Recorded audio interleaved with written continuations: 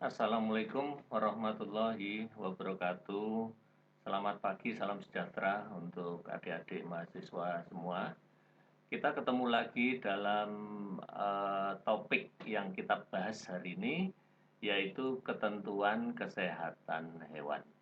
Nah, seperti apa yang nanti akan kita bicarakan di dalam bab yang baru ini, ikuti terus video berikut ini. Adik-adik sekalian, ketentuan mengenai kesehatan hewan itu secara lengkap telah diatur di dalam Undang-Undang Nomor 18 Tahun 2009 tentang peternakan dan kesehatan hewan.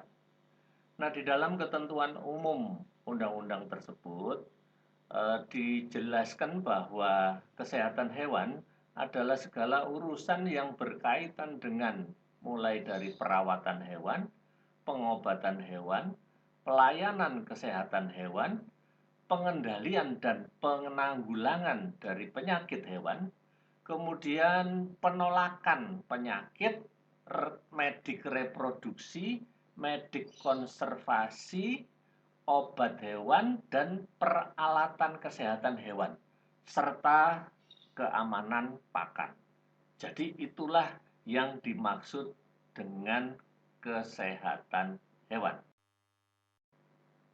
Sekarang kita coba dalami satu saja dari sekian luasan ruang lingkup tentang kesehatan hewan. Nah, di dalam ketentuan Peraturan Pemerintah Nomor 47 Tahun 2014 itu ada satu saja yang dikupas, diatur secara detail, yaitu tentang pengendalian penanggulangan penyakit hewan. Nah, hal yang berkaitan dengan pengendalian penanggulangan penyakit hewan itu dibagi menjadi kegiatan utama dan kegiatan penunjangnya atau pendukungnya. Yang utama itu antara lain diatur di dalam pasal 2 ayat 1, yaitu pengamatan dan pengidentifikasian, kemudian pencegahan, pengamatan, pengamanan, kemudian pemberantasan dan pengobatan. Sementara yang pendukungnya itu adalah ya tentang persyaratan teknis dan sistem informasinya. Adik-adik semua, yang perlu dipahami bahwa kegiatan pengendalian dan penanggulangan penyakit hewan itu harus dilaksanakan oleh otoritas veteriner kabupaten kota, provinsi maupun kementerian serta dokter hewan yang berwenang. Itu diatur secara detail di sini di ayat 3-nya. Sekarang kita bicara tentang pengamatan dan pengidentifikasian. Nah, seperti apa? Di dalam ketentuan pasal 3 PP 47 itu dijelaskan bahwa pengamatan dan pengidentifikasian penyakit hewan itu dilakukan melalui beberapa kegiatan. Misalnya mulai dari surveillance, kemudian penyidikan, kemudian pemeriksaan dan pengujian, selanjutnya peringatan dini serta pelaporan. Jadi kita harus benar-benar mengamati dan mengidentifikasi penyakit apa yang saat ini sedang berkembang. Kemudian dilakukan pemeriksaan, pengujian, serta diberikan warning agar semua atau para pihak terkait itu betul-betul waspada. Ternyata ada temuan seperti ini, sekaligus diberikan pelaporannya secara lengkap. Di dalam melakukan kegiatan surveillance, ini ya harus benar-benar melakukan pengumpulan data yang sangat lengkap. Misalnya mengenai agen penyakitnya, kemudian faktor apa yang bisa digunakan untuk penyebaran penyakit itu. Kemudian reservoirnya bagaimana? Induk semangnya apa saja? Kemudian identitas hewan dan data klinisnya seperti apa? Kemudian faktor lingkungan yang mendukung sehingga dapat munculnya penyakit ini, itu juga harus ditemukan. Di samping itu, dampak penyakit ini terhadap kesehatan hewan, manusia maupun lingkungan hidup. Jadi semua harus didapatkan data secara lengkap. Kemudian sesuai dengan ketentuan PP 47 pasal 4 ayat 2-nya bahwa pengumpulan data tadi paling sedikit melalui pengambilan sampel spesimen sesuai dengan target jenis penyakitnya. Ya. Setelah itu di dalam ketentuan ayat 3-nya bahwa ini tentu harus dilaksanakan oleh jajaran otoritas veteriner yang dilakukan bersama dengan unit pelaksana teknis penyelenggaraan kesehatan hewan maupun kesehatan masyarakat veteriner. Selanjutnya mengenai pencegahan penyakitnya. Kita tahu bahwa di dalam ketentuan pasal 22 ayat 1 PP 47 itu juga diatur secara detail meliputi masuk dan keluarnya dari wilayah NKRI. Jadi penyakit harus betul-betul dicegah supaya tidak keluar masuk di wilayah kita. Di samping itu juga menyebar dari satu pulau ke pulau lain atau menyebar dari satu wilayah ke wilayah lain dalam satu pulau. Atau bisa jadi muncul berjangkit dan menyebar di satu wilayah dalam satu kawasan wilayah NKRI. Nah, ini semua harus dilakukan pencegahan penyakit, misalnya dengan bagaimana biosecurity-nya atau vaksinasinya. Lalu bagaimana dengan pengamanan penyakit? Di dalam ketentuan pasal 29 itu diatur dengan jelas bahwa pertama mengenai penetapan PHMS-nya. Jadi penyakit hewan menular strategis itu harus ditetapkan dulu jenisnya apa.